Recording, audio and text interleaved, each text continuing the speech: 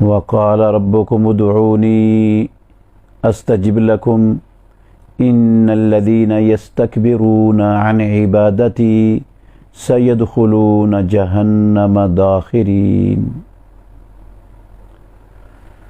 اور کہا تمہارے پروردگار نے مجھ سے دعا کرو، میں تمہاری پکار کو قبول کروں گا۔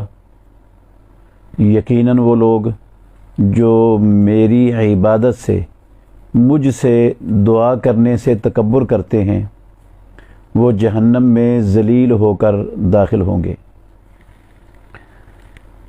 دعا عبادت ہے اللہ رب العالمین کی۔ قرآن مجید کی اس آیت کریمہ میں اللہ رب العالمین نے خود اس کو عبادت قرار دیا ہے، اور ابو داود میں، ترمذی میں رسول اللہ صلی اللہ علیہ وسلم کا فرمان ہے، الدعاء هو العبادۃ، دعا ہی عبادت ہے۔ تو یہ عبادت ہے۔ ایک معروف روایت ہے جس میں یہ لفظ آتے ہیں الدعاء مخ العبادت، کہ دعا عبادت کی مخ ہے، لیکن یہ روایت سندن ضعیف ہے، صحیح سند سے ثابت نہیں ہے، یہ رسول اللہ صلی اللہ علیہ وسلم کا فرمان نہیں ہے۔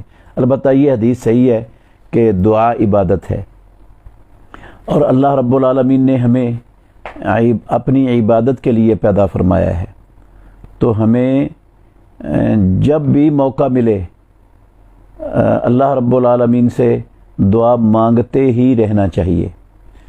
وہ پروردگار ہر بندے کی ہر وقت، ہر زبان میں، ہر لمحے، ہر جگہ پر سنتا ہے اور قبول بھی کرتا ہے، جس طرح رب العالمین نے کہا وَإِذَا سَأَلَكَ عِبَادِي عَنِّي فَإِنِّي قَرِيبٌ أُجِيبُ دَعْوَةَ الدَّاعِ إِذَا دَعَانِ فَلْيَسْتَجِيبُوا لِي وَلْيُؤْمِنُوا بِي لَعَلَّهُمْ يَرْشُدُونَ۔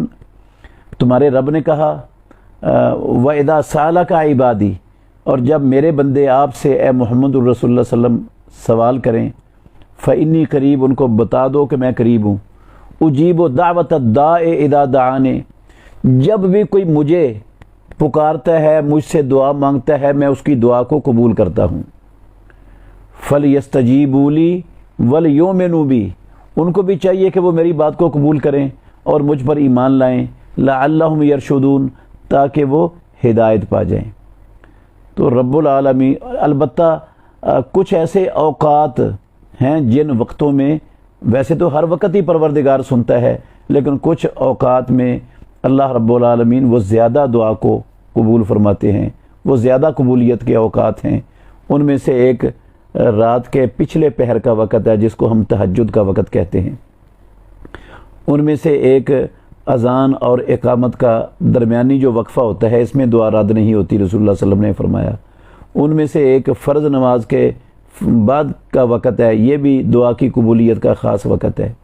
ان میں بارش کے ہوتے وقت دعا کرنا ہے، ان میں سفر کی دعا ہے، ان میں جہاد فی سبیل اللہ کرنے والے میدان جہاد کے اندر مصروف مجاہد فی سبیل اللہ کی دعا ہے، ان میں والدین کی اپنی اولاد کے حق میں دعا ہے۔ تو یہ دعائیں اللہ رب العالمین زیادہ جلدی قبول کرتے ہیں۔ اسی طرح مظلوم کی دعا ہے، رسول اللہ صلی اللہ علیہ وسلم نے فرمایا اس کی اور اللہ رب العالمین کی عرش کے درمیان کوئی پردہ نہیں ہوتا، وہ فوراً اللہ کے پاس پہنچ جاتی ہے۔ تو ہمیں ان اوقات میں اور ہمیشہ بہت زیادہ دعا کا اہتمام کرتے رہنا چاہیے، لیکن ایک بات یاد رکھیں، طریقہ ہمیں وہ اختیار کرنا ہے جو محمد الرسول اللہ صلی اللہ علیہ وسلم سے ثابت ہے، جو اللہ نے آپ پر نازل کیا ہے، جو آپ نے زندگی میں اختیار کیا ہے۔ تو آپ صلی اللہ علیہ وسلم نے اجتماعی دعا یا تو قنوت نازلہ میں فرمائی ہے اور یا نماز استسقاء کے موقع پر کی ہے۔ اس کے علاوہ کسی موقع پر بھی محمد الرسول اللہ صلی اللہ علیہ وسلم سے اجتماعی دعا کروانا وہ ثابت نہیں ہے۔ تو چونکہ یہ عبادت ہے اور عبادت اللہ کے ہاں وہ مقبول ہوتی ہے جو رسول مکرم صلی اللہ علیہ وسلم کے طریقے کے مطابق ہوگی، تو اگر طریقے سے ہٹ کر ہم عبادت کریں گے تو وہ اللہ رب العالمین کے ہاں قبول نہیں ہوگی، کیونکہ پروردگار نے کہا یا ایھا الذین آمنوا اطیعوا اللہ و اطیعوا الرسول ولا تبطلوا اعمالکم، اپنے عملوں کو باطل نہ کرو، اللہ اور اللہ کے رسول کی اطاعت میں رہ کر عمل کرو۔ اور پیارے پیغمبر کہا کرتے تھے من عمل عملا لیس علیہ امرنا فہو رد، جس نے ایسا عمل کیا جس عمل پر ہمارا امر اور نہیں ہے فرمان، تو وہ عمل اس کا مردود ہے، اللہ رب العالمین کے ہم وہ قبول نہیں ہوتا۔ اس لیے ہمیں ہمیشہ اللہ کی عبادت کی کوشش کرتے رہنا چاہیے، اور عبادت میں محمد الرسول اللہ صلی اللہ علیہ وسلم کے طریقے سے ادھر ادھر نہیں ہٹنا چاہیے۔ اللہ ہمیں سمجھنے کی، عمل کرنے کی توفیق عطا فرمائے۔